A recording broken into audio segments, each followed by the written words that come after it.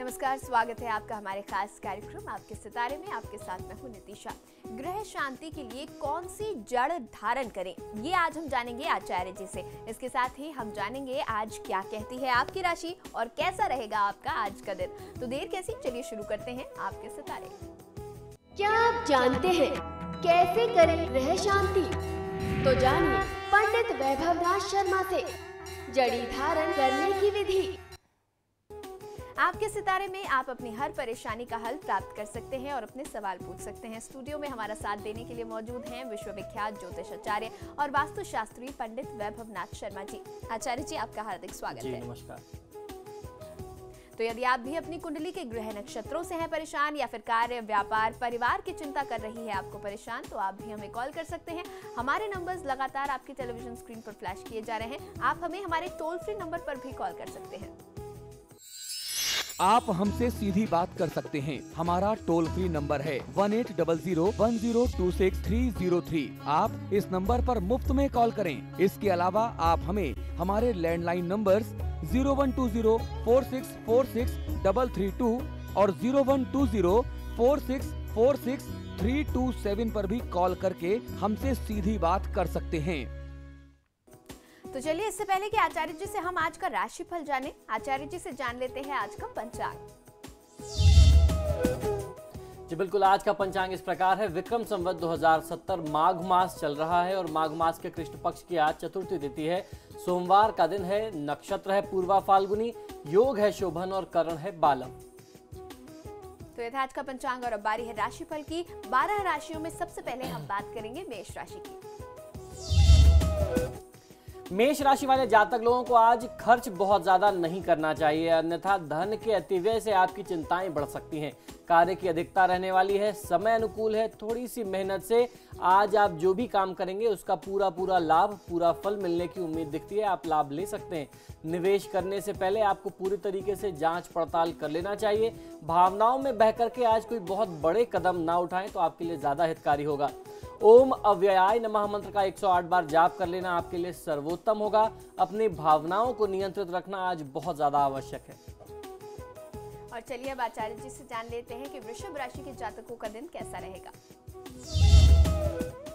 वृषभ राशि वाले जातक लोगों के लिए आज स्वजनों से वाद विवाद की आशंका बनी रहने वाली है। नई नौकरी के लिए ऑफर मिलने की संभावना दिखाई देती है, परंतु बहुत सोच समझ करके फैसला लेने की आवश्यकता है। आर्थिक लाभ होने की संभावना बहुत ही प्रबल बनी हुई है आज की तिथि में।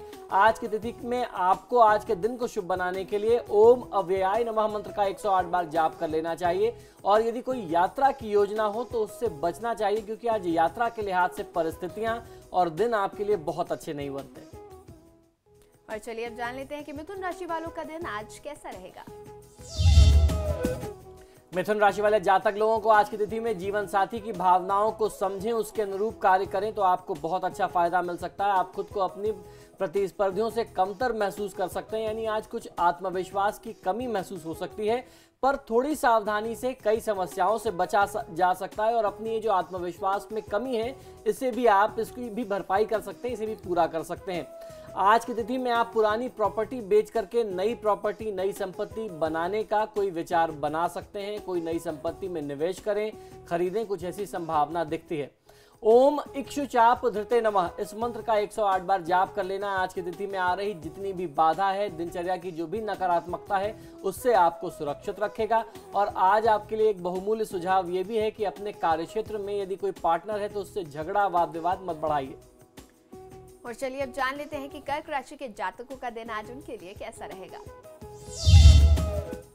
कर्क राशि वाले जातक लोगों के लिए आज वाहन आदि का सुख मिलेगा। मान सम्मान में कमी का एहसास हो सकता है। मित्र भी आपके पक्ष में खड़े रह करके आपकी मदद करते नजर आएंगे। आज भाग्य आपका साथ दे सकता है यदि आप कुछ प्रयास करें। कुछ दैवी कृपा प्राप्त करने का प्रयास आपको अवश्य करना चाहिए। तो इस क्रम में ओम उत्पल कराय नमः मंत्र का 108 बार जाप कर लेना आपके लिए सर्वोत्तम होगा। आज की तिथि में आपको ध्यान ये रखना है कि काले रंग के वस्त्रों के प्रयोग से आप बचें। और अब बारी है 5वीं राशि यानी कि सिंह राशि की। जानेंगे क्या कहते हैं उनके सितारे। सिंह राशि वाले जातक लोगों के लिए आज के दिन की शुरुआत बहुत खराब हो सकती है, लेकिन जैसे जैसे दिन बीतेगा, समय बीतता जाएगा, दिनचर्या में और लाभ में परिस्थितियों में सुधार आता जाएगा।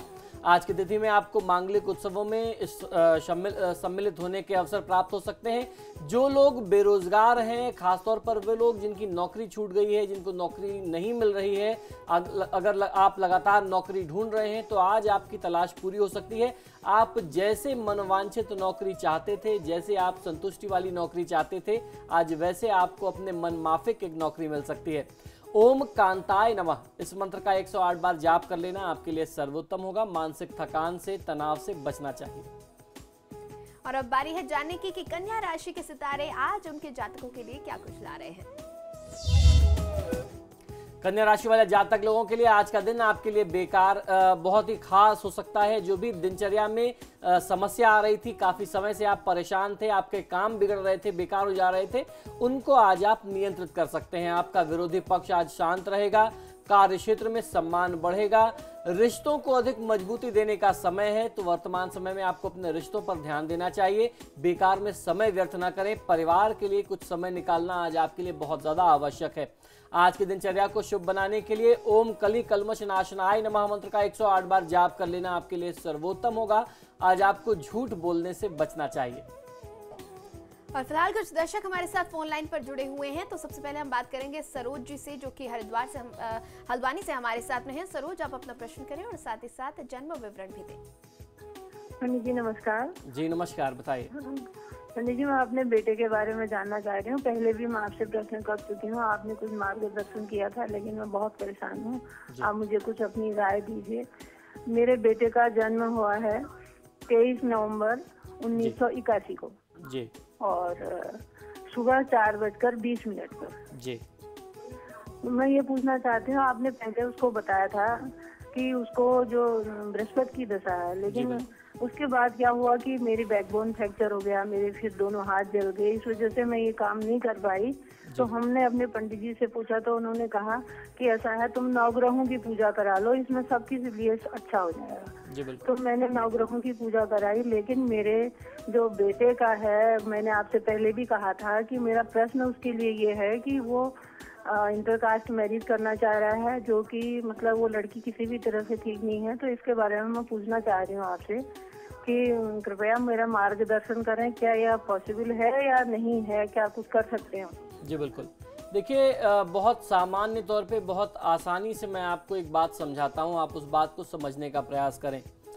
नवग्रह की पूजा जो आप अपने दैनिक क्रम में करते हैं या किसी भी अनुष्ठान में करते हैं, अनुष्ठान से पहले जो नवग्रह की पूजा करते हैं वह एक सामान्य सी पूजा है। अब आप ये इस पूजा को, इस क्रम को इस तरीके से समझें कि किसी व्यक्ति के शरीर में कोई गंभीर रोग है या यूं समझ लें कैंसर जैसी समस्या है, और उसके निदान के लिए उससे बहुत ज़्यादा आपको पीड़ा हो रही है, और उससे निदान के लिए आपने दर्द की कोई सामान्य सी दवा खा ली, डिस्प्रिन का आपने प्रयोग कर लिया, तो वह कितना असर दिखा सकता है।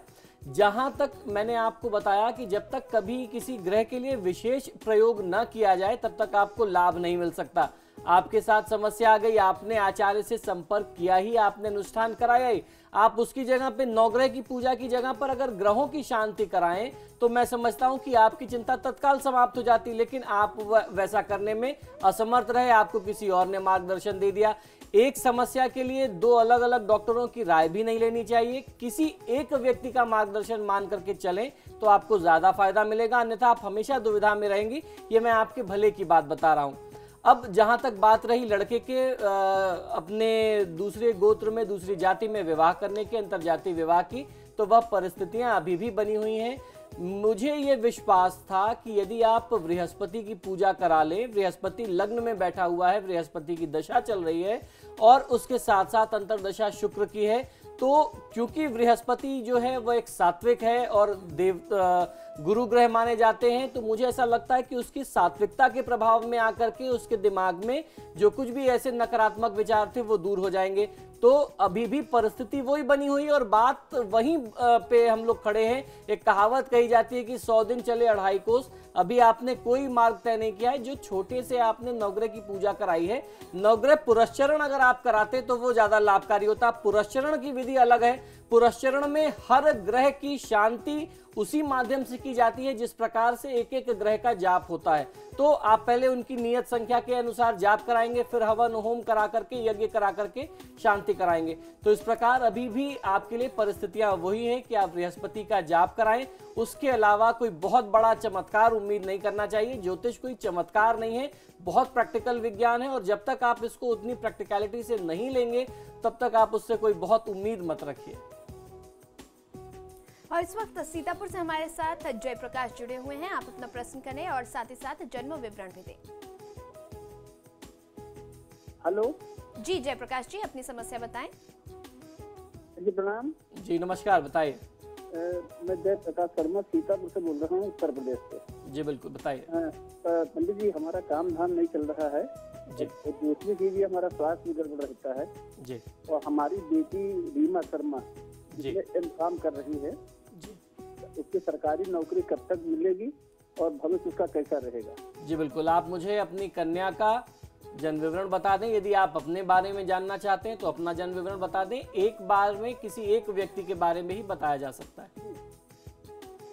बेटी का जो है 20 सितंबर जी 1993 जी डेट ऑफ बर्थ है हमारी बेटी का।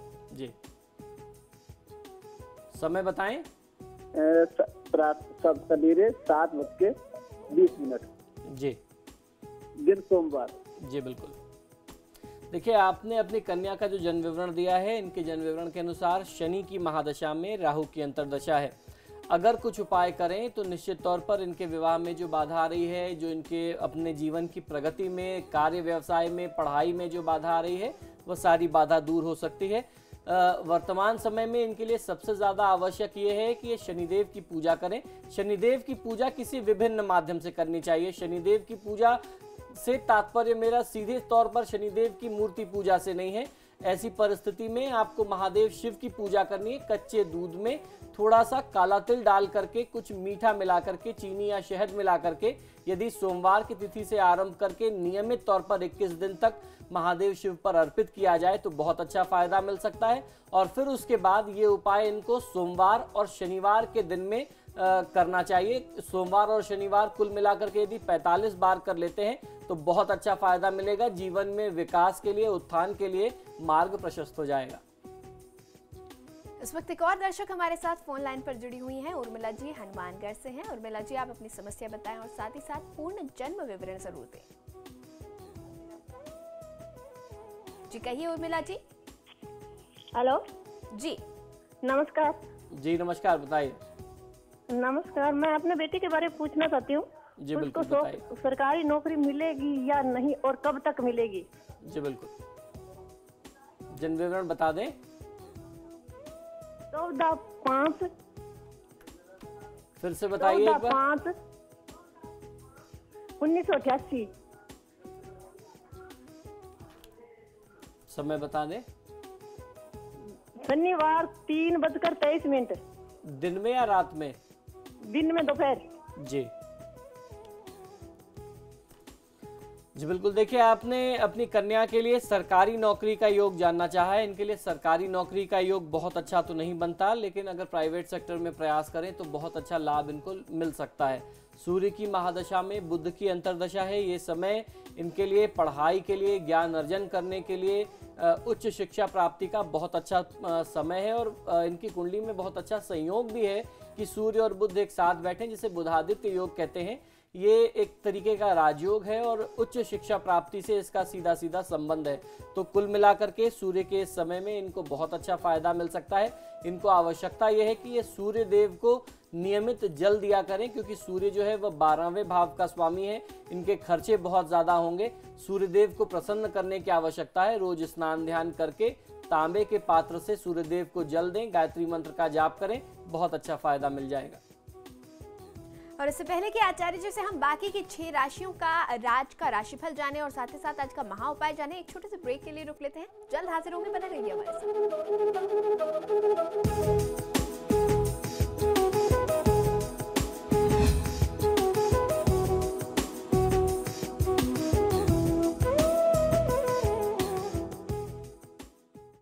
ब्रेक ब्रेक के बाद आप सभी का एक बार फिर स्वागत है। चलिए आचार्य जी से आप जान लेते हैं कि तुला राशि के जातकों का दिन आज कैसा रहेगा। तुला राशि वाले जातक लोगों के लिए आज सभी कार्य सिद्ध होंगे। मानसिक दृढ़ता से निर्णय लेकर के आपको काम करने की आवश्यकता है। व्यक्तिगत संबंध और मधुर हो सकते हैं। स्वास्थ्य के प्रति आपको थोड़ा सचेत रहने की आवश्यकता जरूर पड़ सकती है। संतान की असफलता आपको आज कुछ निराशा देगी, तो आज आपको संतान से बहुत ज्यादा उम्मीद नहीं करना चाहिए। जो भी वह अपने दम पर, अपने प्रतिभा के आधार पर करता है उसे करने दें। उसके कार्य में आपको सहयोग करना चाहिए। बहुत उम्मीद अभी इस अवस्था में संतान से मत रखिए। ओम कालाय नमः मंत्र का 108 बार जाप कर लेना आपके लिए सर्वोत्तम होगा। अत्यधिक साहसी कार्य करने से आज की तिथि में बचना चाहिए। और अब बारी है जानने की कि वृश्चिक राशि वाले जातकों का दिन कैसा रहेगा। वृश्चिक राशि वाले जातक लोगों के लिए किसी नए कार्य के प्रारंभ की योजना आज आप बना सकते हैं अथवा कोई नया कार्य प्रारंभ भी कर सकते हैं। दिन आपके लिए बहुत अच्छा बीतने वाला है, बशर्ते तनाव से आज आप दूर रहें। अपने स्वास्थ्य का ध्यान रखें। कोई बड़ी परेशानी आज आपके दिनचर्या में आएगी, लेकिन आपके साहस से, आपकी सूझबूझ से, आपके बुद्धि विवेक से आप उसको दूर कर लेंगे, क्योंकि परिस्थितियां आपके अनुकूल, आपके पक्ष में बनी हुई हैं। ओम कामिने नमः मंत्र का 108 बार जाप कर लेना आपके लिए सर्वोत्तम होगा। आज रिस्क वाले, जोखिम वाले कोई भी काम मत करिए।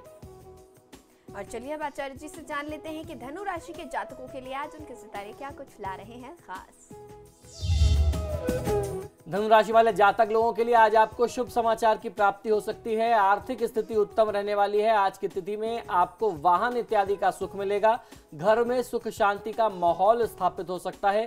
प्रयास करें कि व्यर्थ की बातों से आज आप दूर रहें। आज की तिथि में खर्च कुछ बढ़ सकता है, लेकिन समय जो है वह परिवार के साथ, दोस्तों मित्रों के साथ खुशनुमा बीतने वाला है।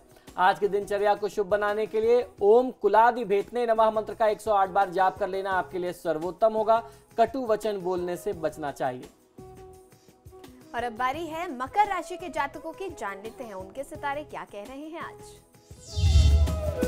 मकर राशि वाले जातक लोगों के लिए आज अध्ययन कार्य बाधित हो सकता है। कार्य अधूरे रह सकते हैं। परिवार में तनाव की स्थिति बनी रहेगी। मानसिक रूप से कुछ परेशानियां आपको घेरे रहने वाली हैं।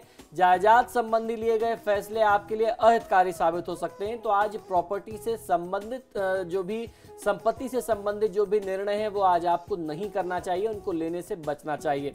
ओम कृतने नमः मंत्र का 108 बार जाप कर लेना आपके लिए सर्वोत्तम होगा। संपत्ति या उसके अलावा अन्यत्र कहीं यदि कोई निवेश की योजना है तो उससे भी अभी आज आपको बचना है। और चलिए अब जान लेते हैं कि कुंभ राशि वालों का दिन कैसा रहेगा आज। कुंभ राशि वाले जातक लोगों के लिए पठन पाठन में रुचि बढ़ेगी। प्रतियोगिता, शिक्षा प्रतियोगिता के क्षेत्र में बच्चों को सफलता मिल सकती है। आपको भी सफलता मिलेगी।